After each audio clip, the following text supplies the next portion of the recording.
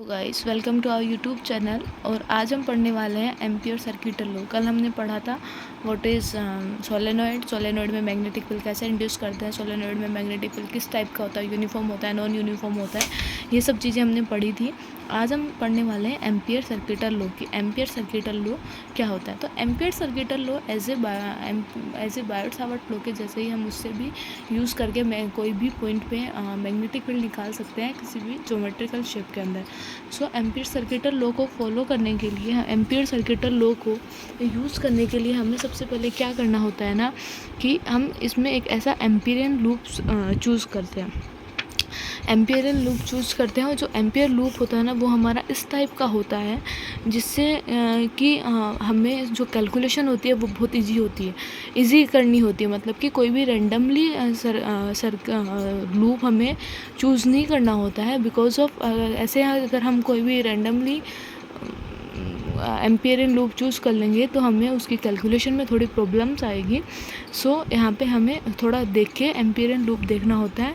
तो बस इस लॉ में सबसे मेन इम्पोर्टेंट काम यही है कि हमें जो एम्पियरियन लूप है वो थोड़ा देख के चूज़ करना होता है। बाकी बायोट-सावर्त लॉ में तो क्या होता है ना कि जो हमारा जो मैग्नेटिक फील्ड होता है किसी भी पॉइंट पे वो ओनली 4 फैक्टर्स पे डिपेंड करता है कि वो करंट के प्रोपोर्शनल होता है, करंट एलिमेंट लाइन एलिमेंट के या सेगमेंट के प्रोपोर्शनल होता है, जो एंगल होता है उसके प्रोपोर्शनल होता है, जो पॉइंट होती है जहाँ पे हमें मैग्नेटिक फील्ड निकालना होता है उसकी वायर से या सीट से कहीं से भी जो हमारी डिस्टेंस होती है उसके स्क्वायर का इन्वर्सली प्रोपोर्शनल होता है।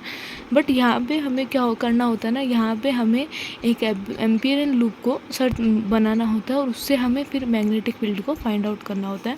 सो हम एम्पियर सर्किटल लूप का स्टेटमेंट देखते हैं।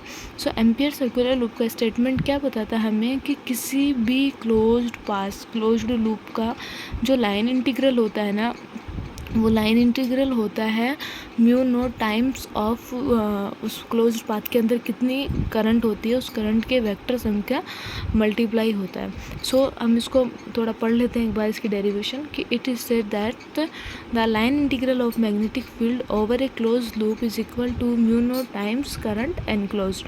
कि किसी भी जो क्लोज सरफेस के अंदर जो हम एम्पियरियन लूप ले रहे हैं उस क्लोज सरफेस के अंदर कितनी करंट फ्लो हो रही है उस सभी करंट्स के वेक्टर सम करके उनको म्यू नोट से मल्टीप्लाई कर देंगे। वो वैल्यू हमारी line integral of the closed loop के इक्वल होता है, line integral of the closed loop के इक्वल होता है। इसको हम ऐसे लिख सकते हैं close integral is B vector dot d l vector is equals to mu naught I. ये जो इंटीग्रल के साइन के ऊपर जो ये स्क्वायर ये सर्कल सा बना हुआ था इसका मतलब ये होता है कि ये हमारा क्लोज इंटीग्रल है, मतलब कि एक पूरे क्लोज लूप का इंटीग्रल है। इसका हम प्रूफ देखते हैं कि जैसे कोई वायर है, अब हमें किसी वायर के थ्रू किसी पॉइंट पे मैग्नेटिक फील्ड निकालना है, ठीक है। वायर के थ्रू हमें किसी भी पॉइंट के ऊपर क्या करना है, मैग्नेटिक फील्ड निकालना है, या फिर इसका हम क्या करते हैं प्रूफ देखते हैं, दोनों ही एक ही बात है। सो एक वायर लेंगे हम, करंट कैरिंग वायर जिसके अंदर आई करंट फ्लो हो रही है उसका, जिसकी वजह से क्या हो रहा है मैग्नेटिक फील्ड डेवलप हो रहा है उसके चारों तरफ से। हमें पता है ना कि किसी भी करंट कैरिंग वायर के अंदर आप जब करंट फ्लो करवाते हैं तो उसके चारों तरफ क्या होता है मैग्नेटिक फील्ड इंड्यूस होता है। And it is in the form of concentric circles, और ये क्या होता है कोसेंट्रिक सर्कल्स के रूप में बनता है। आर हमने क्या करी, रेडियस ले ली किसकी, एम्पियरियन लूप की। अब हमें सबसे पहले क्या करना होता है एम्पियरियन लूप चूज़ करना हो।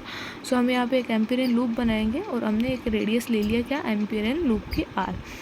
अब हम देखते हैं कि जो मैग्नेटिक फील्ड है due to Amperian loop is given by B dot d L. अब क्या होगा, बी डॉट डी एल को हम कैसे लिख सकते हैं, B D L cos theta. अब सबसे यहाँ पे मेन इंपॉर्टेंट चीज़ ये है कि थीटा क्या होना चाहिए। थीटा कैसे देखेंगे, तो थीटा होता है कि मैग्नेटिक फील्ड और जो लाइन एलिमेंट हमने लिया है उसके बीच का एंगल। सो यहाँ पे हम देख रहे हैं, यहाँ पे हमें पता चल रहा है कि जो थीटा है ना, थीटा यहाँ से राइट हैंड थंब रूल से जब हम करंट निकालेंगे तो करंट भी क्या हो रही है अंदर की तरफ जा रही है। और जैसे वायर को ऊपर की साइड से देखते हैं तो यहाँ पे एलिमेंट जो करंट है एलिमेंट और जो मैग्नेटिक फील्ड है दोनों क्या है, एक दूसरे के पैरेलल है। पैरेलल है मीन्स कि इन दोनों के बीच में जो एंगल है वो कितना होगा, 0 होगा। एंड वी नो कोस 0 कितना होता है हमारे पास में 1 होता है। सो हम बी डॉट डी एल को क्या लिख सकते हैं, बी डी एल अब हम यहाँ पे क्या लिख सकते हैं, बी डॉट, हमने यहाँ पे सॉल्व कर लिया थीटा इज इक्वल्स टू 1, तो हम इस वाली वैल्यू को क्या लिखेंगे, close integral is equals to B D L. अब हमें पता है कि ये जो एम्पियरियन लूप है इसके हर एक पॉइंट पे, बिकॉज ऑफ यहाँ पे सेम करंट फ्लो रहा है, सेम डिस्टेंस पे है, सो इसके हर एक पॉइंट पे, इस एम्पियरियन लूप के एवरी पॉइंट के ऊपर जो मैग्नेटिक फील्ड है वो क्या होगा, सेम होगा। दैट मीन्स कि मैग्नेटिक फील्ड हमारा क्या है, कॉन्स्टेंट है, तो हम मैग्नेटिक फील्ड को बाहर निकाल लेंगे, इंटीग्रल से बाहर निकालेंगे, because we know constant value का इंटीग्रल नहीं होता है। सो इसको बाहर निकालेंगे एंड डी एल का हम क्या करेंगे, इंटीग्रल करेंगे। अब इंटीग्रल हमें कहाँ से कहाँ तक करना है, अभी तो हमने केवल इतने से एलिमेंट के लिए, इतने से एलिमेंट की वजह से जो मैग्नेटिक फील्ड इंड्यूस हुआ है हमने वो देखा है, बट हमें तो इस पूरे एम्पीरियन लूप की वजह से मैग्नेटिक फील्ड चाहिए ना इस पॉइंट के ऊपर। सो इसके लिए हम क्या करेंगे, यहाँ इस पूरे लूप के लिए हमें क्या करना होगा, इंटीग्रल करना होगा। सो लिमिट, और वी नो सर्कल की सरकमफेरेंस कितनी होती है, 2πr, और उसी को हम क्या बोलते हैं, लेंथ ऑफ सर्कल। सो हम 0 से 2πr तक इसका क्या करेंगे, इंटीग्रल करेंगे, and we know d l का इंटीग्रल एल ही होता है।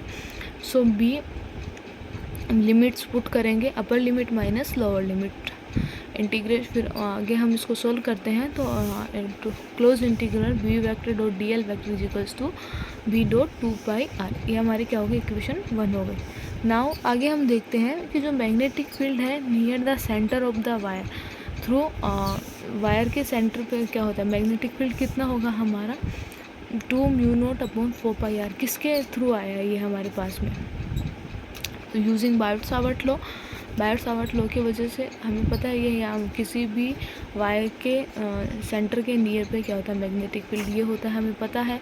सो हम ये वैल्यू पुट करेंगे, बी मैग्नेटिक फील्ड की जगह हम ये वैल्यू पुट करने वाले हैं।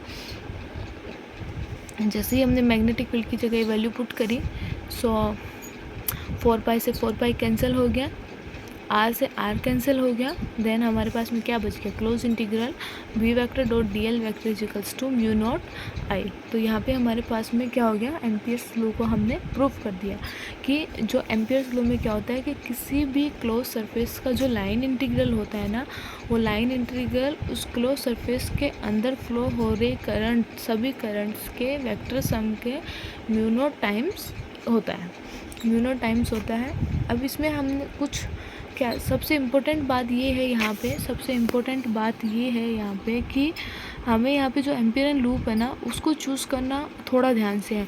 हमें ऐसा एम्पियरियन लूप चूज़ करना है कि उसके अंदर जो मैग्नेटिक फील्ड है, मैग्नेटिक फील्ड जो हमारा लाइन एलिमेंट होता है उसके क्या होना चाहिए, या तो टेंजेंशियल होना चाहिए, बिकॉज ऑफ यदि वो टेंजेंशियल होगा तो थीटा हमारा क्या होगा, 0 होगा, और हमें डॉट प्रोडक्ट को सॉल्व करने में आसानी रहेगी। या फिर जो मैग्नेटिक फील्ड है वो मैग्नेटिक फील्ड क्या होना चाहिए, perpendicular to the line element होना चाहिए, बिकॉज ऑफ थीटा। जब ये परपेंडिकुलर होगा तो हमारे पास में कोस थीटा क्या होगा, 90 डिग्री होगा, and when theta is 90 degree then हमारा जो डॉट प्रोडक्ट होगा उसमें कोस की वैल्यू 0 हो जाएगी, और हमारा क्लोज इंटीग्रल को लाइन इंटीग्रल को थोड़ा सॉल्व करना आसान हो जाएगा। दैट मीन्स कि बस सबसे बड़ा और इम्पोर्टेंट काम यही है कि एम्पियरियन लूप को हमें थोड़ा आसानी से वो थोड़ा देख के बनाना है कि कहाँ बनाना है, इतना इजी वे में बनाना है कि हम उसमें लाइन इंटीग्रल और मैग्नेटिक फील्ड दोनों को देख सके, या तो लाइन इंटीग्रल और magnetic field both are parallel to each other, या फिर both are perpendicular to each other. So guys आज की वीडियो में इतना ही देखने वाले हैं। वीडियो पसंद आए तो लाइक शेयर एंड सब्सक्राइब जरूर करना। Thank you.